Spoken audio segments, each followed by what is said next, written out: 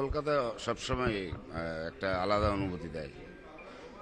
যতবারই এসছে ততবারই কলকাতাই।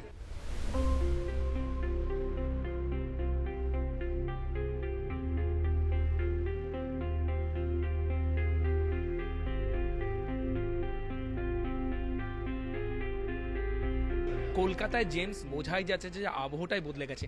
আপনি কলকাতায় এসেছেন এবং কলকাতাটা মনে হচ্ছে যে মিউজিক্যাল হয়ে উঠেছে। কেমন লাগে অনেকদিন পর কলকাতায় এলেন? বললাম না, কলকাতা সবসময় একটা আলাদা অনুভূতি দেয়। যতবারই এসছে ততবারই কলকাতাই। এবার 5 বছর পরে।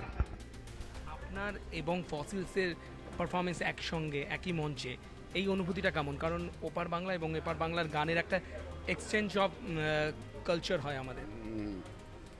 রূপম তো মানে ফসিল আমার অনেক প্রিয়। স্পেশালি রূপমের সাথে আমার মানে বহু আগের থেকেই একটা ভালো একটা সম্পর্ক।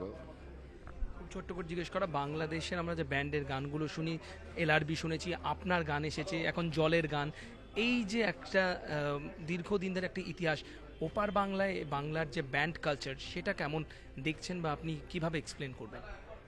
হ্যাঁ, নতুন নতুন অনেক অনেক ব্যান্ড, নতুন গান হচ্ছে, যৌবনের গান, এবং এই যে যেটা বললেন জলের গান, তারপরে এর মধ্যে অনেক ওয়ারফেজ আছে আমাদের, সেই মাইলস।